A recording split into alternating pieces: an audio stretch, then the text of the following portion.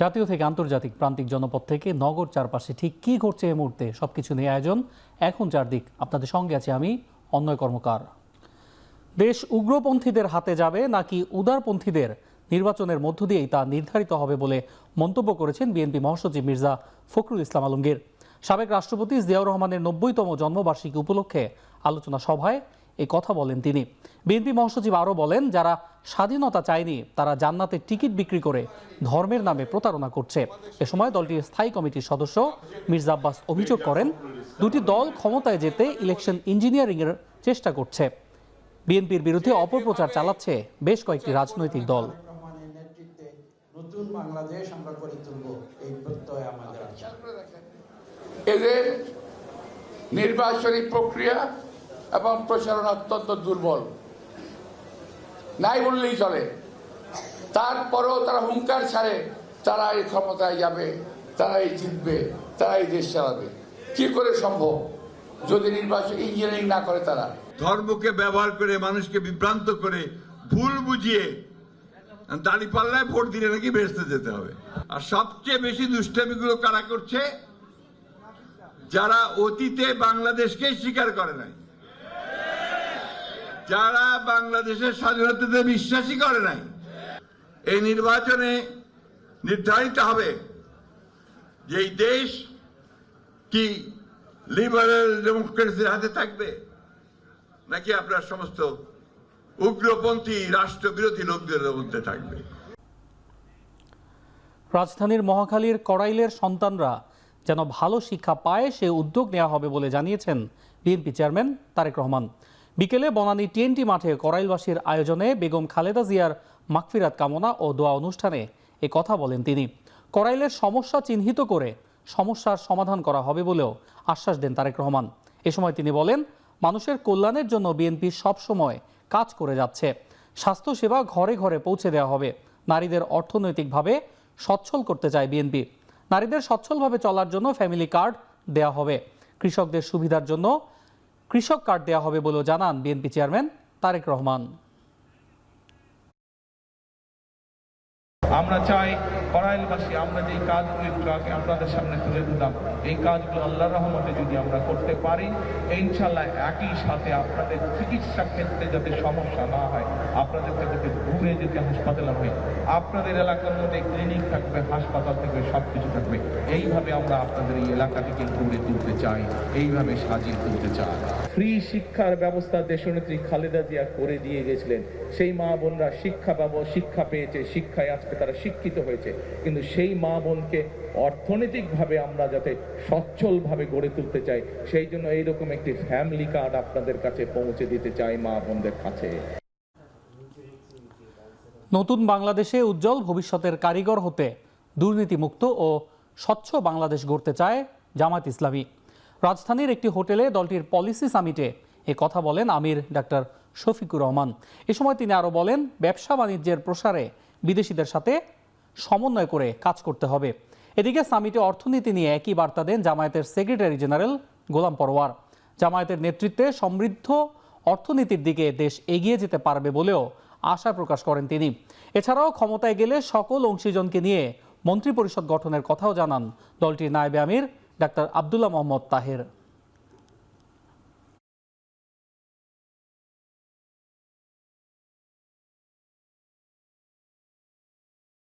Political consensus on what a new Bangladesh will look like, and to guarantee democratic freedoms and the rule of law for every citizen of the country. Rooting out corruption, promoting social justice, and driving forward essential reforms to build a governance system that the people of Bangladesh can be proud of and the relentlessly delivers for them. With unity, honesty, and competent leadership, we are confident that Bangladesh can move towards an economy rooted in justice, opportunity, and shared prosperity. Jamaat Islami ক্ষমতা গেলে শুধু দল থেকে মন্ত্রী বানাবে বিষয়টা এমন নয়, আমরা বাংলাদেশের মানুষ থেকে মন্ত্রী বানাবো। প্রধান নির্বাচন কমিশনার এএমএম নাসির উদ্দিনের সঙ্গে বৈঠক করেছেন বাংলাদেশে নিযুক্ত সুইডেনের রাষ্ট্রদূত নিকোলাস উইকস। সিসি সঙ্গে বিকেলে রাজধানীর আগারগাঁওয়ে নির্বাচন ভবনে বৈঠকে নির্বাচনের পরিবেশ নিয়ে সন্তোষ প্রকাশ করেন সুইডিশ রাষ্ট্রদূত।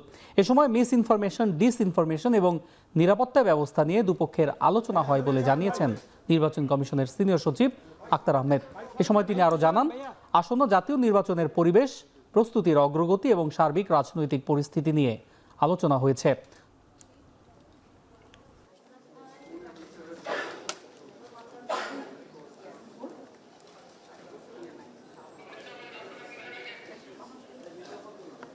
ওনারা এসেছিলেন আমাদের সার্বিক পরিস্থিতিটা জানার জন্যে, এবং আমাদের ইলেকশনের পদ্ধতি কি, পার্টি রেজিস্ট্রেশনগুলোর পরে অ্যাপিল প্রসেসটা কিভাবে হ্যান্ডেল করা হয়েছে, এই সমস্ত বিষয়গুলো জানতে চেয়েছিলেন।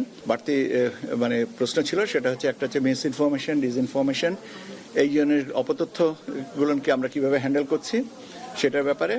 আর দ্বিতীয় জিনিসটা হচ্ছে যে ওনারা বলেছিলেন যে তোমাদের সিকিউরিটি নিয়ে কোনো কনসার্ন আছে কিনা। ঋণ খেলাপির দায়ে বাতিল হওয়া কুমিল্লা 4 আসনে বিএনপি প্রার্থী মঞ্জুরুল আহসান মুন্সির রিটের শুনানি বুধবার ধার্য করেছেন হাইকোর্ট। বিএনপি নেতাকর্মীরা আদালতের বারান্দায় ভিড় করায় শুনানি একদিন পিছিয়ে দেন বিচারপতি। বিষয়টি গণমাধ্যমকে জানান প্রতিদ্বন্দ্বী প্রার্থী হাসনাত আবদুল্লাহর আইনজীবী। মঙ্গলবার বিচারপতি রাজিক আল জলিলের নেতৃত্বাধীন হাইকোর্টের একটি দ্বৈত বেঞ্চে মঞ্জুরুল আহসান মুন্সির রিটের শুনানি হওয়ার কথা ছিল। সকাল থেকেই কুমিল্লার দেবিদ্বার থেকে শত শত নেতাকর্মী মুন্সির পক্ষে আদালতের বারান্দায় জড়ো হন। পরে পুলিশ তাদেরকে সরিয়ে দেয়। বিএনপি নেতাকর্মীদের ভিড়ের কারণে বিচারপতি দুপক্ষের আইনজীবীদের জানান বুধবার শুনানি হবে। সেখানে উপস্থিত থাকবেন কেবল আইনজীবীরা। গেল 17 জানুয়ারি নির্বাচন কমিশন বিএনপি প্রার্থী মুন্সির প্রার্থিতা বাতিল করে। পরে এর বিরুদ্ধে হাইকোর্টে রিট করেন তিনি। এদিকে দাউদকান্দি, মেঘনা নিয়ে গঠিত কুমিল্লা 1 এবং হোমনা তিতাস নিয়ে গঠিত কুমিল্লা 2 আসনে আগের সীমানাতেই নির্বাচন হবে। মঙ্গলবার হাইকোর্টের আদেশ বাতিল করে রায় দেন আপিল বিভাগ।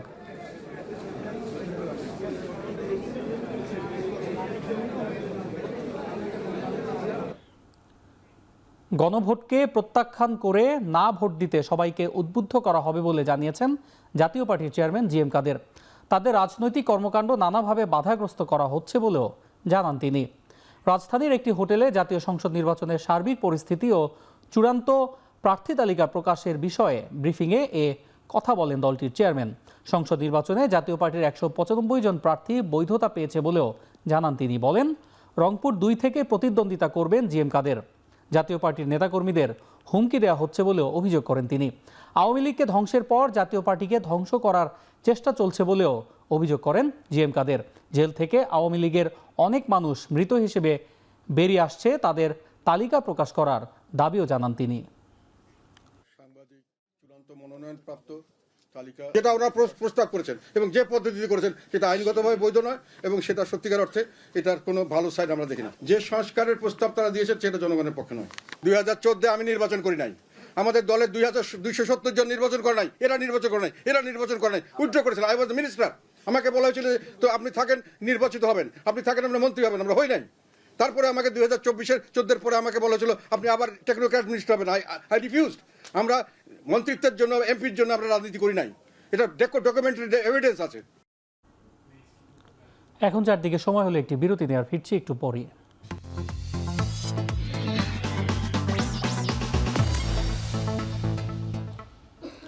বিরতির পর ফিরে এলাম, দেখছেন এখন 4 দিক।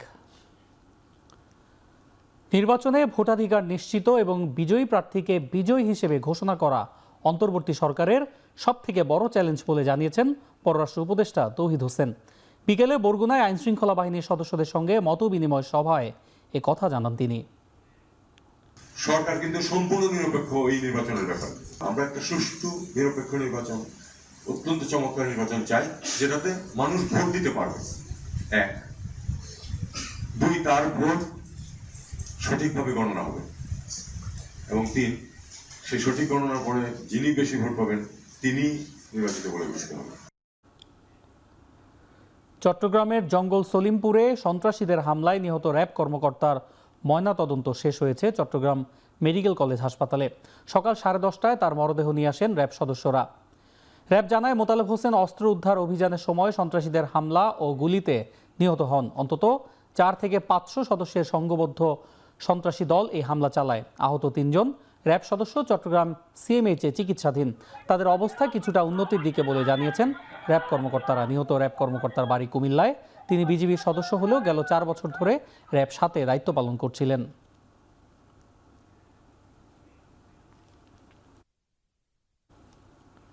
সীতাকুণ্ডের জঙ্গল সলিমপুরে র্যাব কর্মকর্তা নিহতের ঘটনায় অবৈধ অস্ত্র উদ্ধারে যৌথ বাহিনী সর্বাত্মক অভিযানে নামবে বলে জানিয়েছে অন্তর্বর্তী সরকার। একই সঙ্গে এ ঘটনায় জড়িত সবাইকে গ্রেপ্তার করা হবে বলেও জানানো হয়। দুপুরে রাজধানীর ফরেন সার্ভিস একাডেমিতে এক প্রেস ব্রিফিংয়ে এ কথা জানান প্রধান উপদেষ্টার প্রেস সচিব শফিকুল আলম। সমস্ত বাহিনী একত্রিত হয়ে কম্বাইন একটা অপারেশন হবে। যারা যারা এটার সাথে জড়িত ছিলেন প্রত্যেককে অ্যারেস্ট করা হবে। এখানে যে যত পাওয়ারফুল লোকই হন না কেন, আর ওইখানে আশেপাশে যাওয়া যত লুট করা অস্ত্র আছে সেগুলো কম্বিং অপারেশনের মাধ্যমে এটা উদ্ধারের সর্বোচ্চ চেষ্টা করা হবে।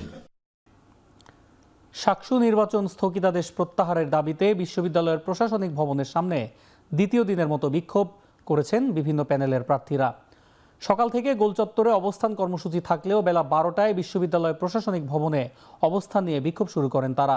এ সময় শিবির সমর্থিত ভিপি পদপ্রার্থী দেলোয়ার হোসেন শিশির অভিযোগ করেন, বিএনপি সর্বশক্তি দিয়ে সাকসু নির্বাচন বানচালের চেষ্টা করছে। আর স্বতন্ত্র জিএস প্রার্থী পলাশ বখতিয়ার বলেন, নির্বাচন না হলে পুরো বাংলাদেশের শিক্ষার্থীরা এর জবাব দেবে। এদিকে সাকসু নির্বাচনের জন্য আইনি লড়াই চালিয়ে যাওয়ার ঘোষণা দিয়েছেন বিশ্ববিদ্যালয় প্রশাসন।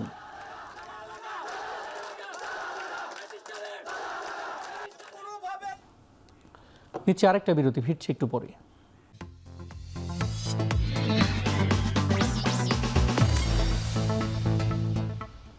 ফিরে এলাম আরও একবার, দেখছেন এখন চারদিক। এবার ইরানের রাষ্ট্রীয় টেলিভিশনের সম্প্রচার চলার সময় দেখা গেল নির্বাসিত যুবরাজ রেজা পাহলভির ভাষণ, যেখানে বিক্ষোভকারীদের আবারও রাজপথে ফেরার আহ্বান জানান তিনি। মূলত সোমবার ইরানের রাষ্ট্রীয় টেলিভিশন চ্যানেল হ্যাক করে একদল হ্যাকার। এরপর প্রচার করা হয় খামেনি প্রশাসন বিরোধী নানা বক্তব্য। আন্দোলনকারীদের উদ্দেশ্যে বলা হয় যুক্তরাষ্ট্রের সহায়তা আসছে। এর এক পর্যায়ে পর্দায় ভেসে ওঠে রেজা পাহলভির ভিডিও বার্তা। এ সময় দেশের সাধারণ মানুষের ওপর বন্দুক তাক করা থেকে বিরত থাকতে নিরাপত্তা বাহিনীর কর্মকর্তাদের অনুরোধ করেন পাহলভি। এখনো পর্যন্ত ওই হ্যাকিংয়ের দায় স্বীকার করেনি কোনো সংগঠন। নারী টি-20 বিশ্বকাপের কোয়ালিফায়ারে নিজেদের দ্বিতীয় ম্যাচেও জয়ের দেখা পেয়েছে বাংলাদেশ। পাপুয়া নিউগিনিকে 30 রানে হারিয়েছে টাইগ্রেসরা। কীর্তিপুরে টসে হেরে ব্যাট করতে নেমে বাংলাদেশকে ভালো শুরু এনে দেন দিলারা আক্তার ও জুরাইরিয়া ফেরদৌস। ব্যক্তিগত 17 রানে ফেরেন জুরাইরিয়া। দিলারার 34, শারমিনের 28 ও সোভানার 34 রানের ইনিংসে বড় পুঁজির ভিত পায় টাইগ্রেসরা। শেষ দিকে স্বর্ণা আক্তারের 14 বলে 37 রানের ইনিংসে বাংলাদেশের বড় জয় নিশ্চিত হয়।